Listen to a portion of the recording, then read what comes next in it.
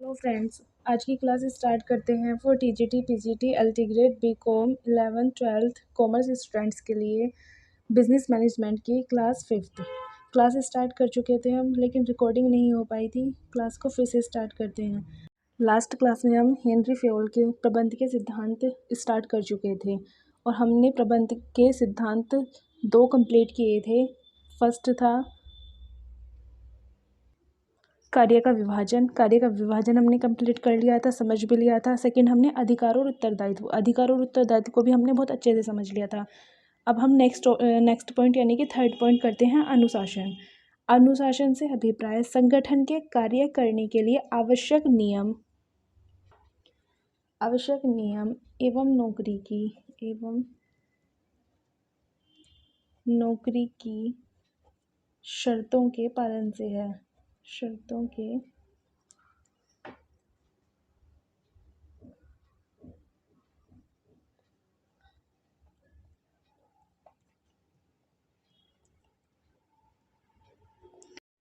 और नौकरी जिस भी डिपार्टमेंट में है उसकी कुछ शर्तें, उसके कुछ नियम होंगे, उनका पालन करने से है। फेयोल जी कहते हैं हेनरी फेयोल जी कहते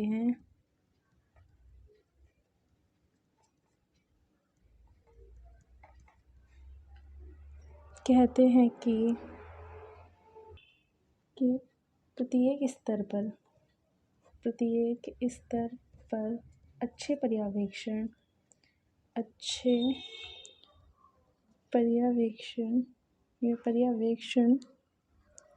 स्पष्ट एवं संतोषजनक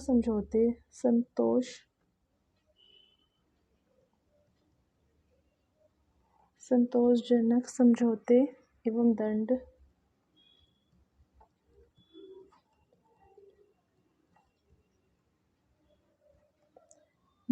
के न्यायोचित विधान की आवश्यकता होती है। दंड के न्यायोचित विधान की आवश्यकता होती है।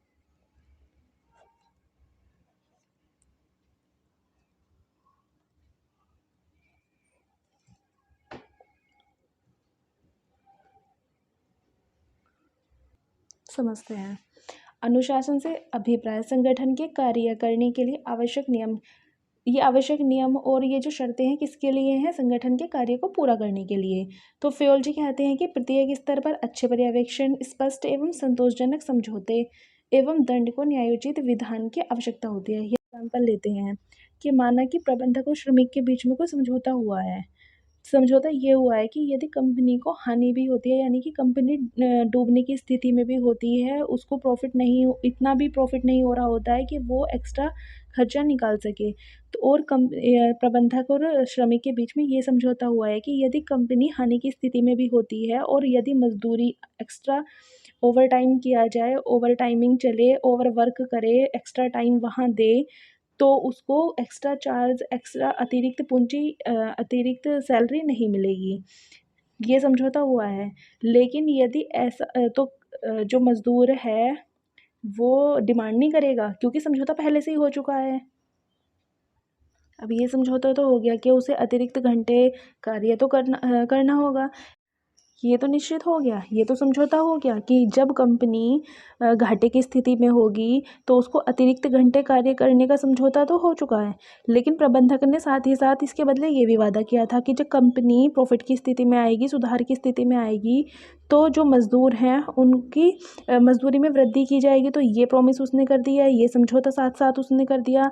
तो दोनों को ही अपना वादा निभाना होता। अनुशासन ये कहता है कि जो भी समझौते हुए हैं उन्हीं के अकॉर्डिंग उनको कार्य करना होता है। समझौता ये हुआ था कि अगर घाटे की स्थिति में होती है, हानि की स्थिति में होती है, तो मज़दूर को उनका सहयोग करना होगा, एक्स्ट्रा घंटे लगाने होंगे और जिसके बदले उनको मज़दूरी भी नहीं मिलेगी।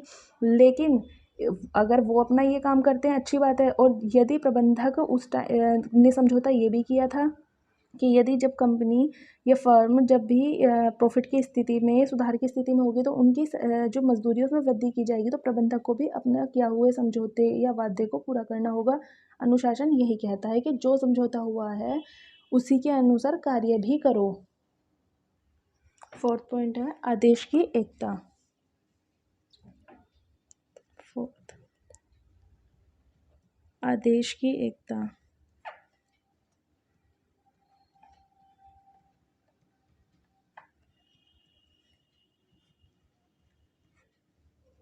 आदेश की एकता में फ्योल जी ने क्या कहा है कि प्रत्येक कर्मचारी का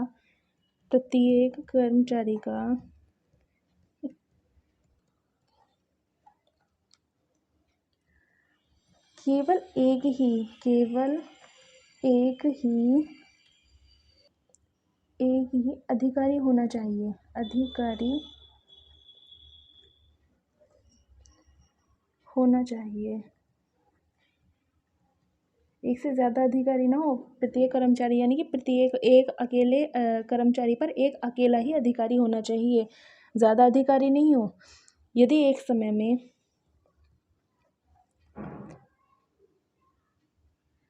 यदि कोई एक कर्मचारी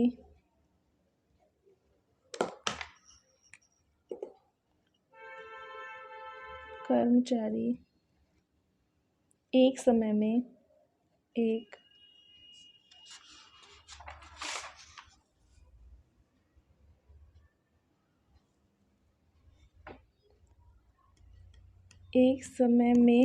एक से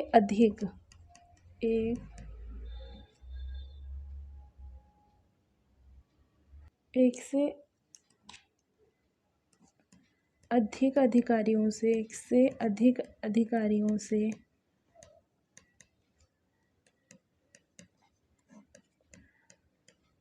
आदेश लेता है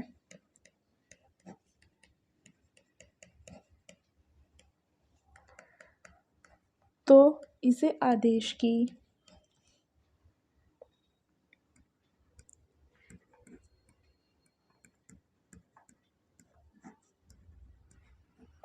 एकता के सिद्धांत आदेश की एकता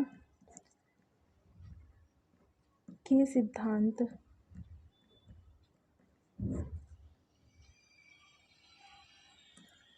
का उल्लंघन माना जाएगा।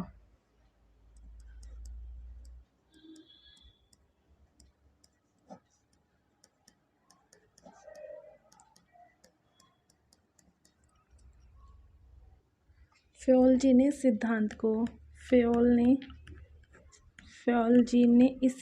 को काफ़ी महत्व दिया है। इस सिद्धांत को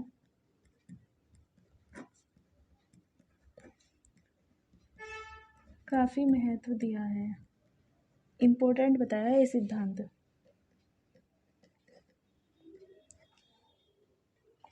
वे कहते हैं कि यानी कि हेनरी फ्योल, वे कहते हैं कि यदि इस सिद्धांत का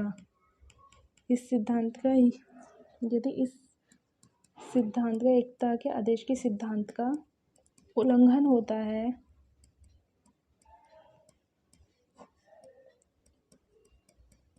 उल्लंघन कब होगा? जब एक से अधिक अधिकारियों से आदेश लिया जाएगा।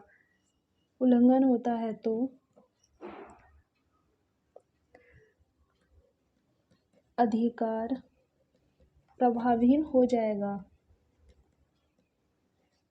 यानी कि जो अधिकार है उसका कोई विशेष प्रभाव नहीं रह जाएगा, प्रभावहीन हो जाएगा।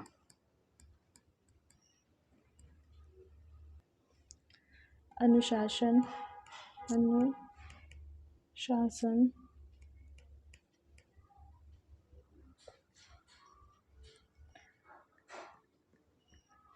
संकट में आ जाता है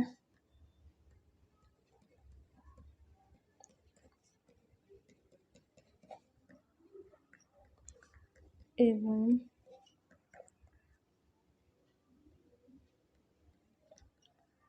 स्थायित्व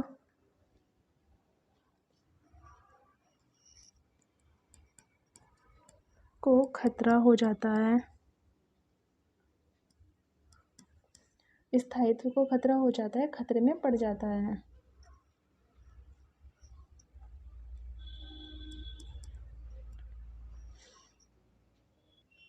आदेश की एकता को समझते हैं। आदेश की एकता से क्या अभिप्राय था फ्योल जी का कि प्रत्येक कर्मचारी का केवल एक अधिकारी होना चाहिए। एक कर्मचारी पर एक ही अधिकारी हो, एक से ज़्यादा अधिकारी नहीं होती। एक से ज़्यादा अधिकारी होते हैं तो अधिकारियों से आदेश जो एक समय पर एक से अधिक अधिकारियों से जब आदेश लिया जाता है तो इसे आदेश की एकता के सिद्धांत का उल्लंघन माना जाता है। जैसे फ्योल जी ने कहा है कि इस सिद्धांत को उन्होंने काफ़ी महत्व दिया है क्योंकि एक अधिकारी सिर्फ एक ही कर्मचारी पर होता है। वो कहते हैं कि सिद्धांत का उल्लंघन होता है तो अधिकार प्रभावहीन हो जाता है, जिससे कि अनुशासन भी संकट में आ जाता है। अनुशासन डिसिप्लिन खराब हो जाता है उससे, क्योंकि डिसिप्लिन नियम कानून क्या बनाए गए हैं कि सिर्फ एक कर्मचारी पर एक ही अधिकारी होता है, संकट में आ जाता है एवं स्थायित्व को खतरा हो जाता है। तो फ्योल जी कहते हैं कि सिर्फ एक अधिकार, क्योंकि जब एक कर्मचारी अलग अलग अधिकारियों से दो या दो से अधिक अधिकारियों से आगे मतलब कार्य लेता है, काम करता है, आदेश लेता है, तो वो जवाब देना उसका मुश्किल हो जाता है, क्योंकि एक ने कुछ और कार्य बताया, एक ने कुछ और कार्य बताया है और सबका तरीका अलग होता है। तो वो अब किसने क्या कार्य बताया है वो कंफ्यूज भी हो जाएगा। दूसरा है वो दूसरे के तरीके से करेगा कैसे, दूसरे ने उसका जवाब मांग लिया तो वो जवाब देगा कैसे। इसीलिए एक के अंडर में वो काम करेगा तो अच्छे से करेगा और अच्छे से जवाब देही भी कर सकता है, जवाब ले भी सकता है, जवाब दे भी सकता है। 5th पॉइंट है वो आदेश की एकता, ये निर्देश की एकता। निर्देश की एकता।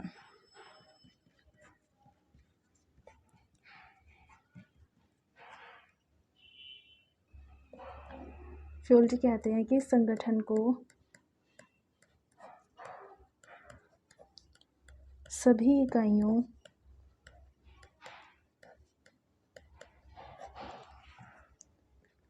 को समन्वित एवं केंद्रित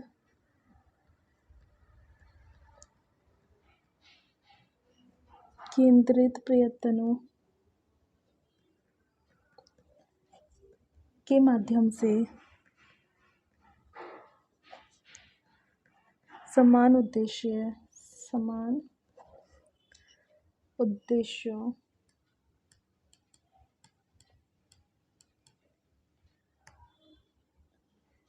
उद्देश्यों की ओर अग्रसर होना चाहिए।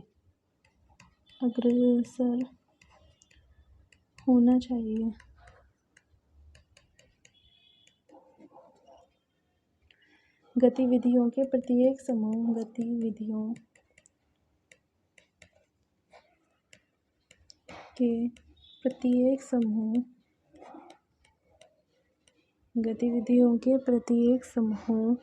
जिनके भी उद्देश्य समान हैं,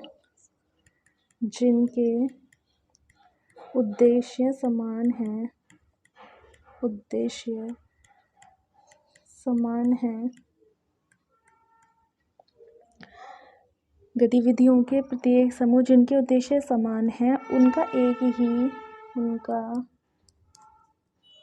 ही अध्यक्ष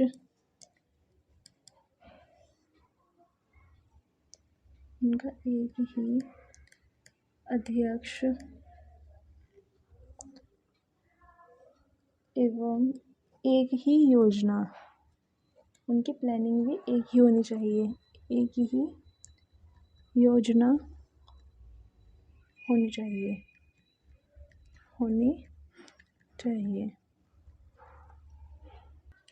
यह कार्यवाही की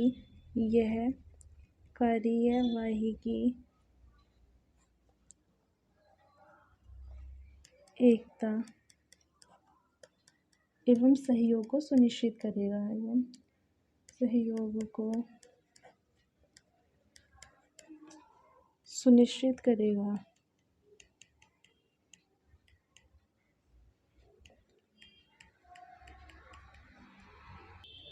निर्देश की एकता को समझते हैं।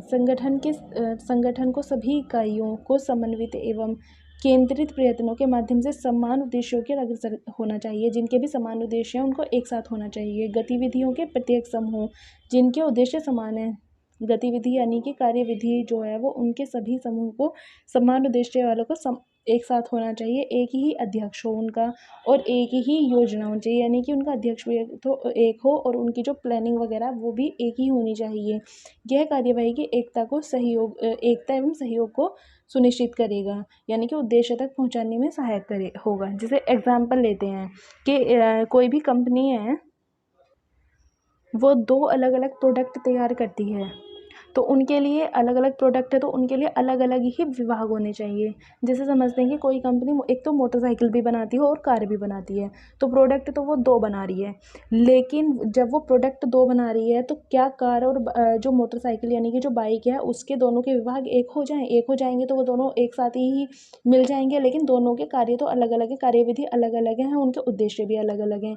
इसीलिए बाइक का और कार का दोनों के विभाग अलग अलग बनाने चाहिए और प्रत्येक विभाग की अपनी प्रभारी योजना संगठन होना चाहिए। उनकी अपनी तो अलग योजना हो, अपनी अलग सहयोग करने के लिए, एकता सुनिश्चित करने के लिए सब कुछ उनका डिपार्टमेंट अलग होना चाहिए। इसलिए किसी भी दो विभाग के कार्य एक दूसरे पर आधारित ही नहीं होने चाहिए, एक दूसरे में मिक्स ही होने चाहिए। इसीलिए निर्देश की एकता का सिद्धांत वहाँ लागू होता है जहाँ एक ही कंपनी में दो प्रोडक्ट एक साथ या दो से अधिक प्रोडक्ट बनते हैं, तो उनकी जितने प्रोडक्ट जितने उतने ही उनके विभाग भी होने चाहिए। 6 पॉइंट है सामूहिक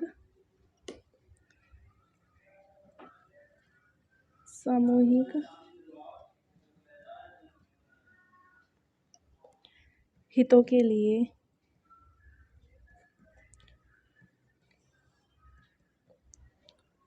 व्यक्तिगत हितों का समर्पण। व्यक्तिगत हितों का समर्पण।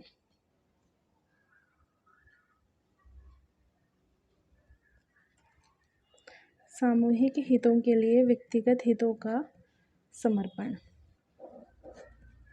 समझते हैं। फ्योल जी कहते हैं कि संगठन के हितों को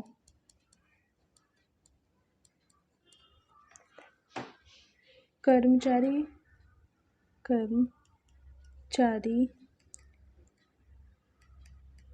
विशेष के हितों की तुलना में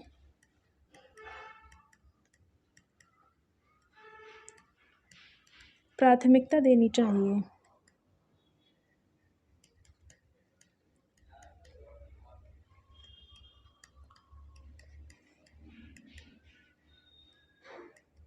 यानी कि जो संगठन के हित हैं उनको सबसे पहले कर्मचारी के हितों से भी पहले रखना चाहिए। संगठन के हितों को संगठन के हितों को कर्मचारी विशेष के हितों की तुलना में प्राथमिकता देनी चाहिए। तो प्राथमिकता किसको देनी चाहिए? संगठन के हितों को। कर्मचारी के भी अपने कुछ हित होते होंगे, तो कर्मचारी फ्योल जी कहते हैं कि कंपनी में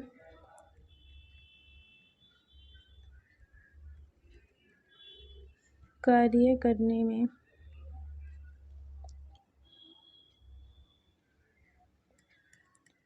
प्रत्येक व्यक्ति यानी कि प्रत्येक व्यक्ति का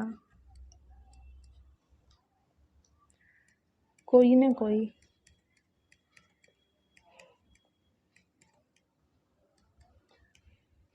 हित तो अवश्य होता होगा। कोई ना कोई हित होता है और कंपनी के भी अपने उद्देश्य होते हैं। अगर कर्मचारी का हित होता है तो कंपनी के भी तो अपने उद्देश्य होते हैं, कंपनी के भी अपने उद्देश्य होते हैं।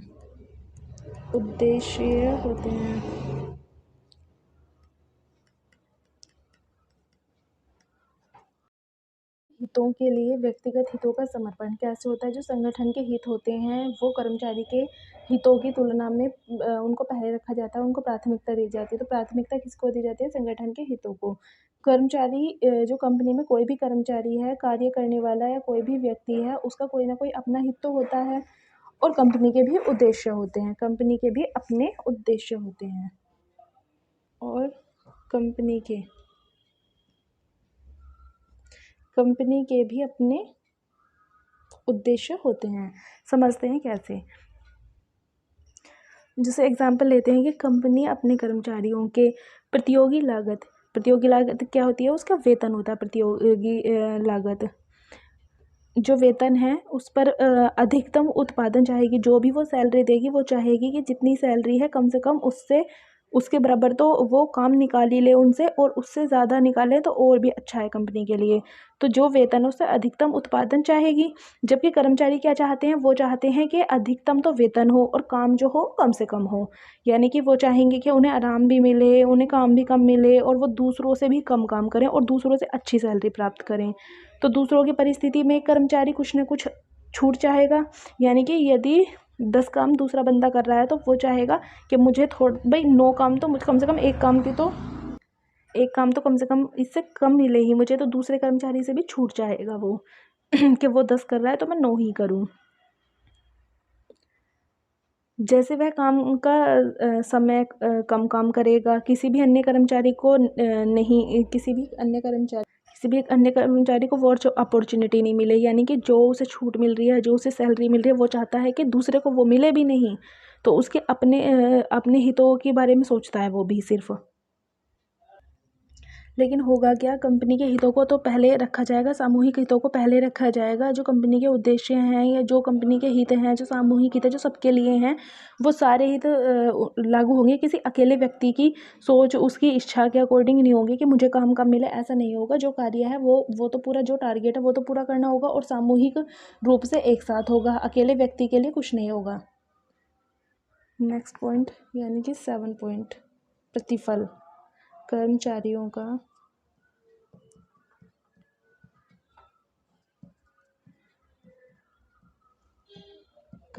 को प्रतिफल।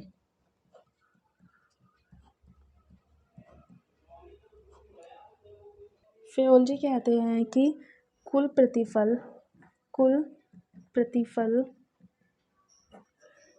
एवं क्षतिपूर्ति एवं कंपनसेशन, क्षतिपूर्ति, कुल प्रतिफल एवं क्षतिपूर्ति कर्मचारी एवं संगठन दोनों के लिए ही संतोषजनक होना चाहिए। किसके लिए? कर्मचारी के और संगठन के लिए संतोषजनक होना चाहिए। फेओल जी कहते हैं कि कर्मचारी को इतनी मजदूरी अवश्य मिलनी चाहिए, अवश्य मिलनी चाहिए।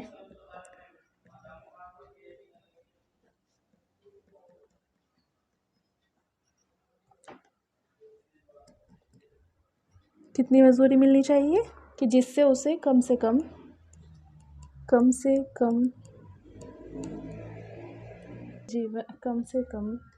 उसका जीवन स्तर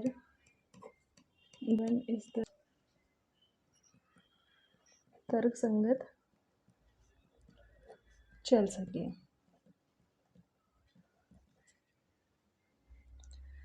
लेकिन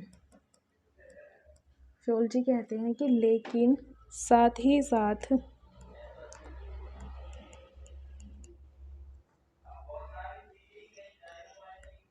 कंपनी की भुगतान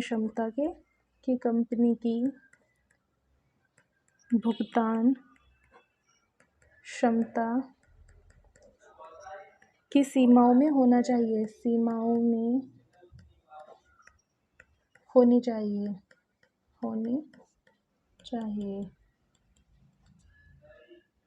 समझते हैं। फेओल जी क्या कहते हैं कि कर्मचारियों का प्रतिफल कैसा होना चाहिए? फेओल जी ने कहा है कि कुल प्रतिफल एवं क्षतिपूर्ति कर्मचारी एवं संगठन दोनों के लिए संतोषजनक होनी चाहिए। कि जो भी सैलरी और जो भी उसको क्षतिपूर्ति, कंपनसेशन जो भी दिया जाए, वो कर्मचारी और संगठन दोनों को ही संतोषजनक हो, कम ना ज़्यादा। ऐसा नहीं होनी चाहिए कि बहुत ज़्यादा है या बहुत ज़्यादा कम है। और कर्मचारी को इतनी मजदूरी तो ज़रूर मिले कि कम से कम वो अपना जीवन यापन अच्छे से कर सके। लेकिन साथ ही साथ फ्योल जी ने कहा है कि कंपनी की भुगतान क्षमताओं सीमाओं के अंदर होना चाहिए। ऐसा नहीं होना चाहिए कि कंपनी के पास उतना है तो है नहीं, लेकिन कंपनी कर्जा कर कर या उधार लेकर या कहीं से लोन लेकर तो सैलरी देगी नहीं। तो इतना भी नहीं होना चाहिए कि वो उसको एक्स्ट्रा जो देना पड़ रहा है या उसकी जो कार्य क्षमता के अकॉर्डिंग उसको एक्स्ट्रा देना पड़ रहा है वो कहीं से लेना पड़ रहा है। जितनी फ्योल जी कहते हैं कि जो सैलरी है वो न्यायोचित तो होनी चाहिए, यानी कि जितना उसका बनता है, जितना उसका वर्क है, जितना उसका काम है, जितनी वो मेहनत करता है, जितनी वो मजदूरी करता है, उतनी मजदूरी तो उसको मिलनी चाहिए। एक्स्ट्रा नहीं मिल रही तो कम से कम उतनी तो मिले। इससे जो है वातावरण भी अनुकूल बना रहेगा, कर्मचारी और प्रबंधन जो है उसके बीच में अच्छा संबंध भी रहेगा, प्रबंधक के बीच में अच्छा संबंध रहेगा, और इससे परिणाम स्वरूप कंपनी का कार्य सुचारू रूप से चलेगा। और जब कर्मचारी मन से खुश होता है, मन से प्रसन्न होता है, तो वो काम भी अच्छे से करता है। जब उसे सैलरी पूरी नहीं मिलती, काम ज़्यादा कराया जाता है, तो वो बिना मन के काम करता है और काम को ख़राब भी कर सकता है, क्योंकि कर्मचारी जो है वो सारे काम को का क्रेडिट कर्मचारी को जाता है, क्योंकि छोटे लेवल से वो काम शुरू करते हैं और जितना भी काम होता है सारा वो अपने हाथों से करते हैं। इसीलिए वो कार्य को बिगाड़ भी सकते हैं और सुधार भी सकते हैं, इसलिए उनको भी मतलब खुश रखना होता है। तो कर्मचारी का प्रतिफल कैसा हो, उनकी मतलब जीवन यापन भी अच्छे से चल जाए, सिर्फ इतना तो हो। नेक्स्ट पॉइंट में है 8 पॉइंट, केंद्रीकरण केंद्रीकरण एवं विकेंद्रीकरण।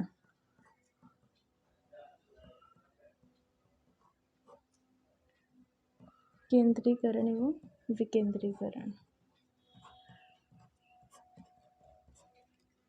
केंद्रीकरण विकेंद्रीकरण को समझते हैं। केंद्रीकरण क्या होता है? यदि निर्णय लेने का अधिकार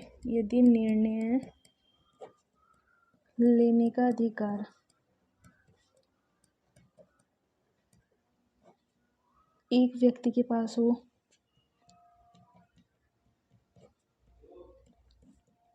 पास होता है,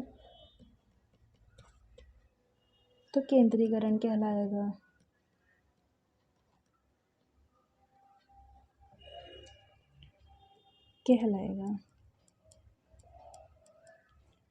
यदि निर्णय लेने का अधिकार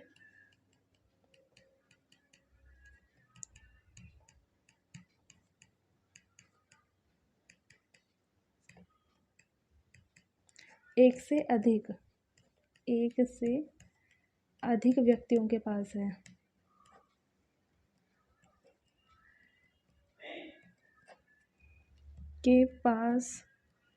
है, तब विकेंद्रीकरण कहलाता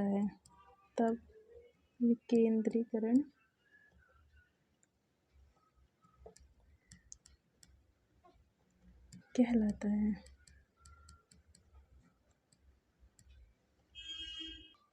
सामान्यतः बड़े संगठनों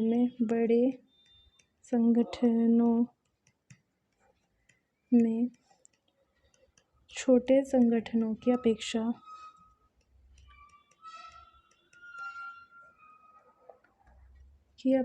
यह संगठनों की तुलना में अधिक विकेंद्रीकरण होता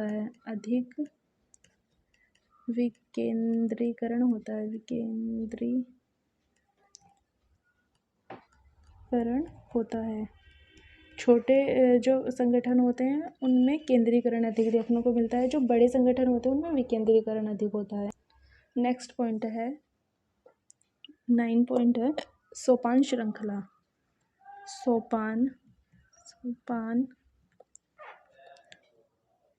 श्रृंखला।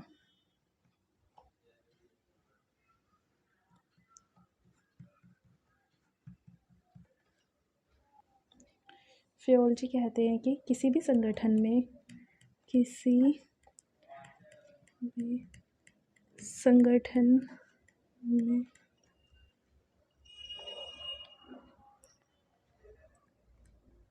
उच्च अधिकारी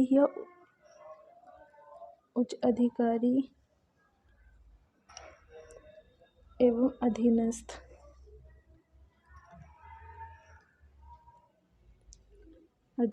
कर्मचारी होते हैं। हर संगठन में होते हैं उच्च होते हैं, किसी भी संगठन में उच्च अधिकारी और अधीनस्थ कर्मचारी होते हैं। उच्चतम पद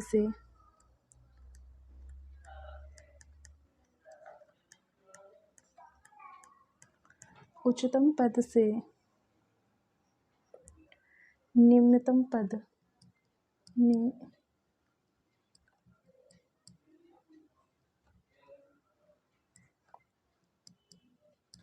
उच्चतम पद से निम्नतम पद तक की औपचारिक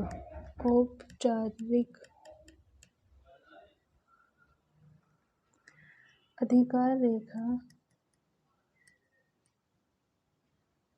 अनौपचारिक नहीं, औपचारिक अधिकार रेखा को सोपान श्रृंखला कहते हैं। सोपान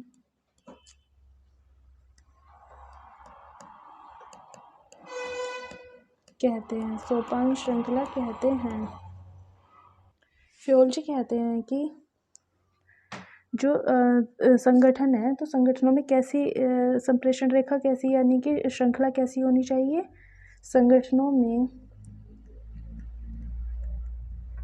फ्योल जी कहते हैं कि संगठनों में अधिकार एवं संप्रेषण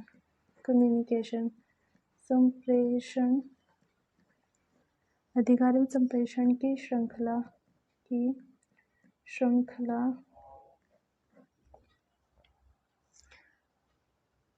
होनी चाहिए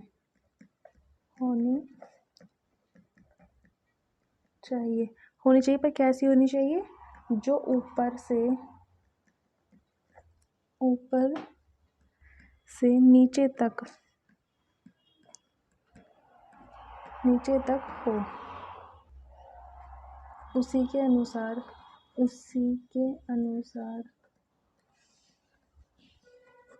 प्रबंधक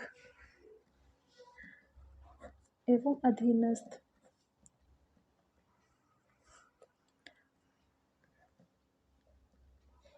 होने चाहिए।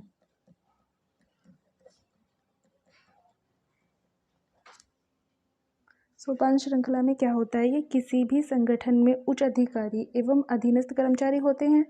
उत्तम पद से निम्नतम पद के औपचारिक अधिकार रेखा को सोपान श्रृंखला कहते हैं। कौन सी रेखा को सोपान श्रृंखला कहते हैं। संगठनों में अधिकार एवं संप्रेषण की श्रृंखला होनी चाहिए। संगठनों में अधिकार और संप्रेषण की श्रृंखला तो होनी चाहिए, पर कैसी होनी चाहिए। ऊपर से नीचे तक हो, उसी के अनुसार प्रबंधक एवं अधीनस्थ होने चाहिए, उसी के अनुसार। एग्जाम्पल से समझते हैं।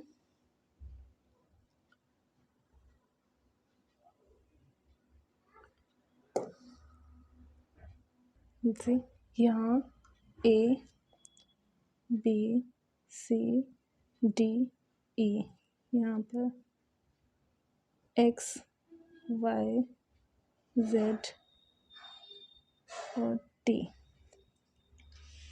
यदि T को E से कम्युनिकेशन करना है तो वो सीधे T के पास नहीं जा सकता। वो पहले किसके पास जाएगा, Z के पास जाएगा, फिर Y के पास जाएगा, फिर Y X के पास जाएगा, फिर X A के पास जाएगा, फिर A से बात B के पास आएगी, फिर C के पास आएगी, फिर D के पास आएगी, फिर E के पास आएगी। ऐसे ही यदि E को T से करना है तो फिर ऐसे ही घूम के जाना पड़ेगा। Z से करना है तो इसको जाना पड़ेगा। C को यदि Z से करना है तो C को B के पास जाना होगा, A के पास जाना होगा, फिर X के पास, फिर Y के पास, तब Z के पास। तो एक श्रृंखला बनी हुई है। एक छोटा अधिकारी बड़े अधिकारी तक बात पहुंचाने के लिए अपने से ऊपर ऊपर ऊपर ऊपर जाता रहेगा। ऐसे ही एक चेन चलती रहेगी। आई थिंक समझ आ गया होगा। नेक्स्ट पॉइंट पर चलते हैं। 10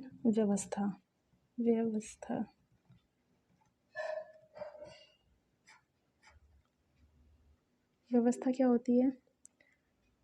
अधिकतम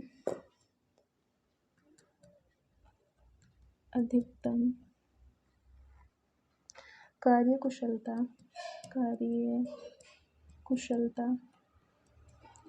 के लिए लोग एवं सामान उचित समय पर तथा उचित स्थान पर होने चाहिए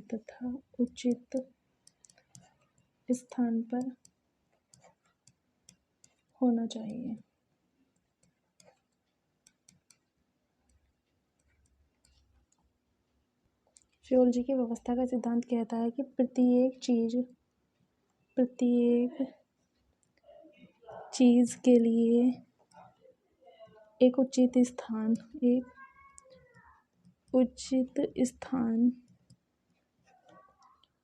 होना चाहिए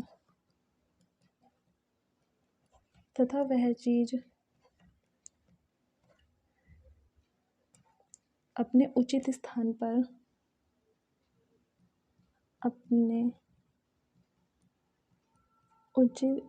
पर होनी चाहिए।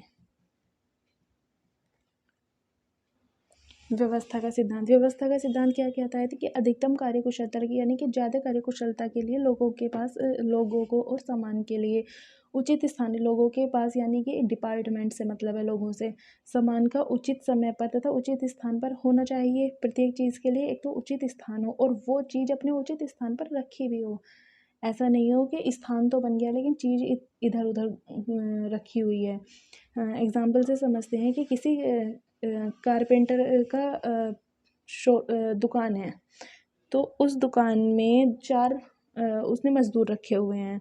उससे क्या होगा कि उन चारों मज़दूरों को तो चीज़ें ढूंढने में ही अपना पूरा समय ख़राब कर देंगे वो चीज़ें ढूंढते हुए, क्योंकि कोई व्यवस्था नहीं है, कुछ नहीं है। एक चीज़ को ढूंढने के लिए चार मज़दूर रखे हुए, चारों को ही लगना पड़ेगा।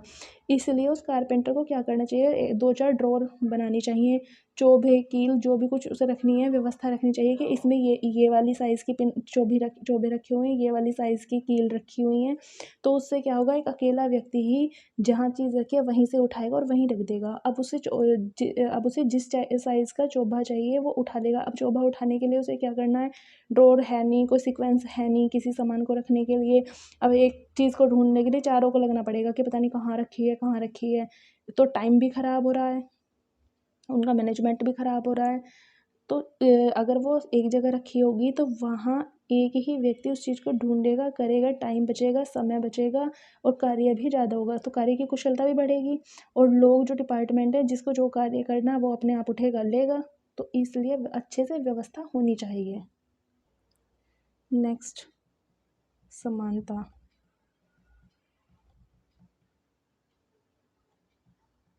समता या समानता। समता, कभी कभी समता भी लिखा हो सकता है, समता या समानता। फियोलॉजी कहते हैं कि सभी कर्मचारियों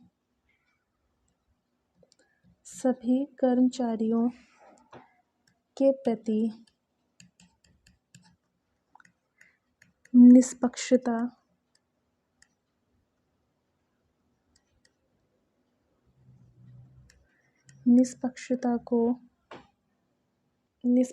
को सुनिश्चित करने के लिए सद्बुद्धि एवं अनुभव की आवश्यकता होती है।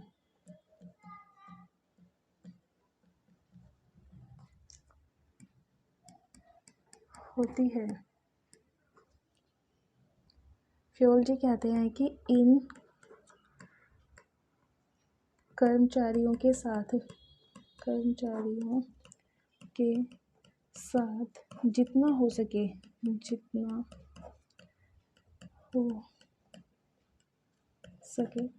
निष्पक्ष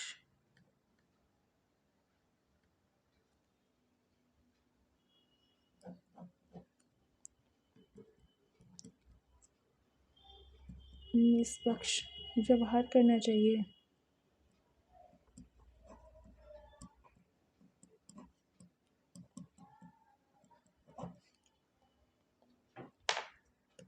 प्रबंधकों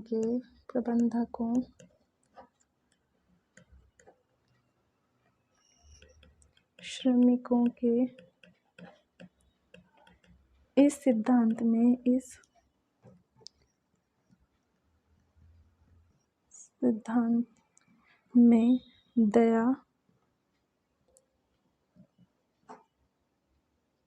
दया भाव एवं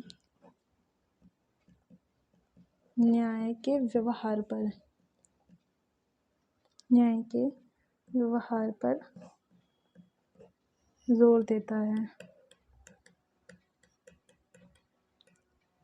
समझते हैं। समानता, निष्पक्षता, सभी कर्मचारियों के प्रति निष्पक्षताओं सुनिश्चित करने के लिए सद्बुद्धि एवं अनुभव की आवश्यकता होती है। इन कर्मचारियों के साथ जितना भी हो सके निष्पक्ष व्यवहार करना चाहिए। प्रबंधकों के श्रमिकों के इस सिद्धांत में दया भाव न्याय के व्यवहार पर जोर देते हैं। यानी कि कर्मचारियों को प्रबंधकों ने कहा है कि जो कर्मचारी हैं उनके साथ दया भाव, अच्छा व्यवहार, ये सारी चीज़ें होनी चाहिए। निष्पक्ष व्यवहार होना चाहिए। किसी के साथ भेदभाव नहीं करना चाहिए कि किसी को आप ज़्यादा वो लिबर्टी देते हो, किसी को कम देते हो। तो सबके साथ ना एक जैसा व्यवहार होना चाहिए। इससे क्या है कि कर्मचारियों में आपस में ईर्ष्या नहीं बनेगी। वो कार्य को सभी साथ एक साथ मिलजुल कर करेंगे और काम को भी ठीक करेंगे। ऐसा नहीं है कि किसी के मन में ईर्ष्या है तो वो काम को ठीक नहीं कर रहा है, धीरे कर रहा है या फिर समय को इधर उधर बचा रहा है। तो ऐसा नहीं होगा। निष्पक्ष व्यवहार करेंगे तो कर्मचारी भी खुश रहेंगे। नेक्स्ट पॉइंट है कर्मचारियों की उपयुक्तता।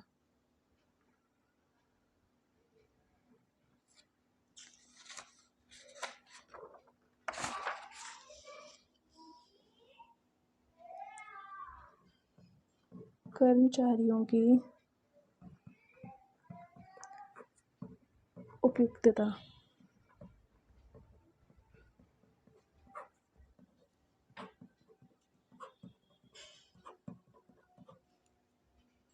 फियोल्टी कहते हैं कि संगठन के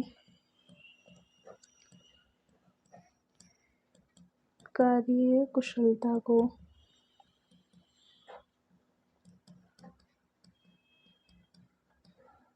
बनाए रखने के लिए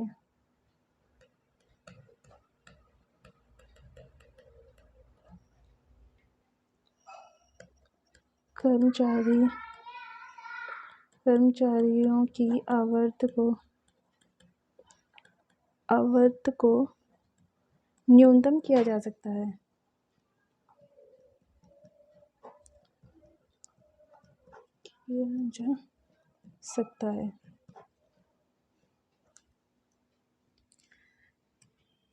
कर्मचारियों का चयन एवं नियुक्ति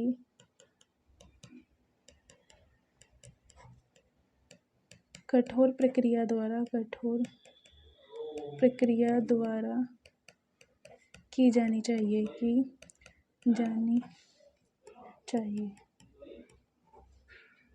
लेकिन चयन होने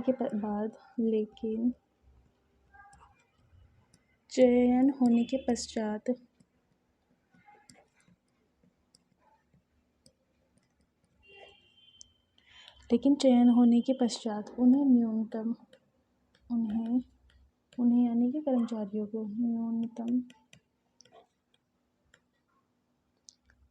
न्यूनतम निर्धारित अवधि, यानी कि जो समय निश्चित किया गया हो, निर्धारित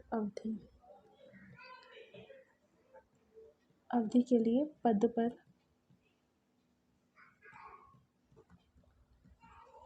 बनाए रखना चाहिए।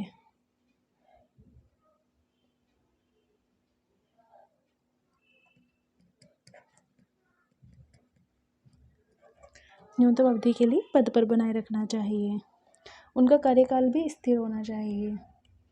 उनका यानी कि कर्मचारियों का उनका कार्यकाल स्थिर होना चाहिए।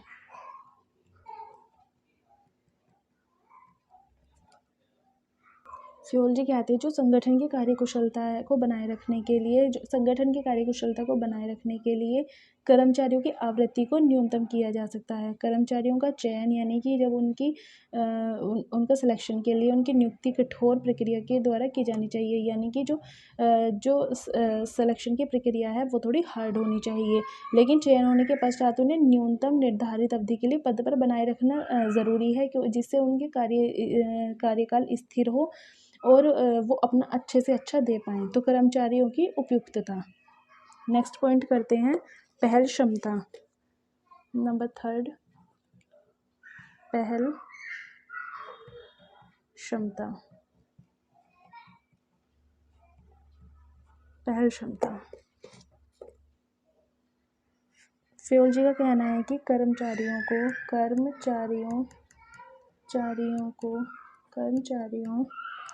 सुधार के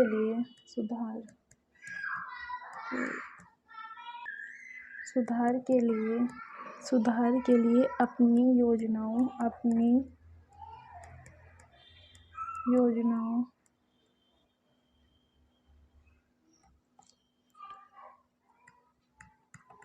के विकास एवं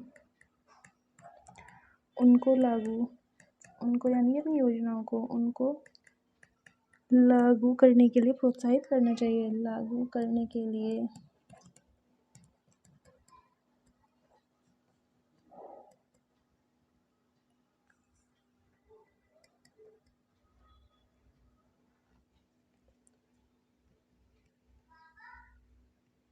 करना चाहिए।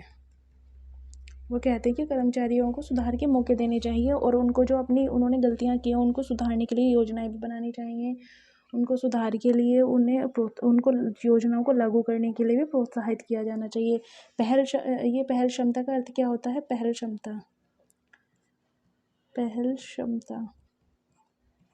क्षमता का मीनिंग होता है जो फ्योलजी ने बताया है, स्वयं यानी कि खुद, अभिप्रेरणा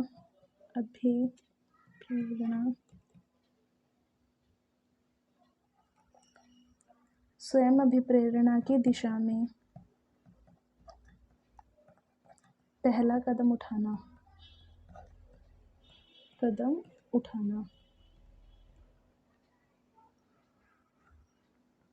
स्वयं अभिप्रेरणा की दिशा में पहला कदम उठाना। कर्मचारियों को सुधार के मौके देने चाहिए। और पहल क्षमता का अर्थ क्या होता है कि स्वयं अपने आप ही वो इतना मोटिवेट होते हैं कि वो पहल करने की कोशिश करते हैं और जो पहला कदम उठाया जाता है उसे ही पहल क्षमता कहते हैं। नेक्स्ट पॉइंट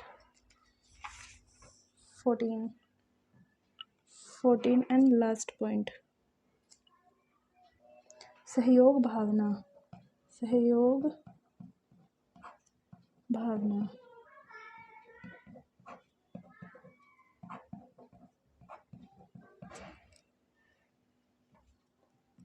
प्रबंध को कर्मचारियों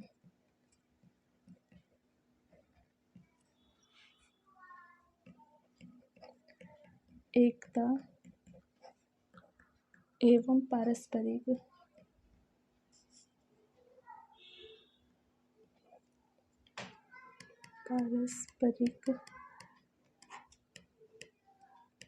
सहयोग की भावना को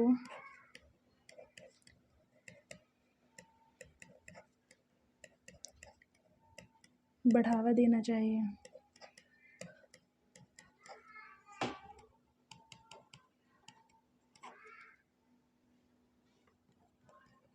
प्रबंध के सामूहिक कार्य को बढ़ावा देना चाहिए।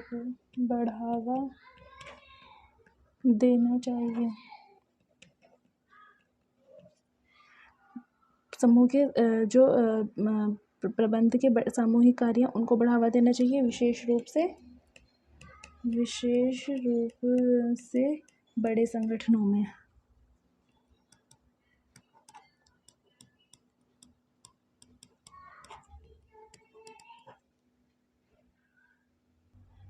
फियोलॉजी कहते हैं 14 पॉइंट में कि सहयोग की भावना होनी चाहिए। प्रबंध को कर्मचारियों में एकता एवं पारस्परिक सहयोग की भावना को बढ़ावा देना चाहिए, उनमें वो भावना विकसित करनी चाहिए। प्रबंधक के सामूहिक कार्य को बढ़ावा भी देना चाहिए, विशेषकर बड़े संगठनों में होता है। बड़े संगठनों में क्या होता है कि सहयोग की भावना तो रहती नहीं है, सामूहिक कार्यों में वो इंटरेस्टेड नहीं होते। वो चाहते हैं कि हम सिंगल काम करें, हम अकेला इंडिविजुअल काम करें और उसका क्रेडिट जो है खुद ही लें। सामूहिक कार्य करेंगे तो वो क्रेडिट सबको जाएगा। तो ऐसी भावना ख़त्म हो जानी चाहिए। वहाँ जहाँ वो मैं का प्रयोग करते हैं वहाँ वो हम यानी कि यूनिटी को दर्शाता है, एकता को दर्शाता है। इसीलिए वहाँ पर एकता की भावना और पारस्परिक सहयोग, एक दूसरे की भावना को समझें, ऐसे सहयोग की भावना विकसित करने के लिए फियोलॉजी ने कहा है। हमने फियोलॉजी के 14 जो सिद्धांत हैं वो कंप्लीट कर लिए हैं। प्रबंध के 14 सिद्धांत फियोलॉजी ने बताए हैं और 14 के 14 मोस्ट इंपॉर्टेंट है, एग्जाम्स में पूछे गए हैं। एक बार रिवीजन कर लेते हैं। पहला है कार्य का विभाजन, दूसरा है अधिकार एवं उत्तरदायित्व, तीसरा है अनुशासन, चौथा है आदेश की एक,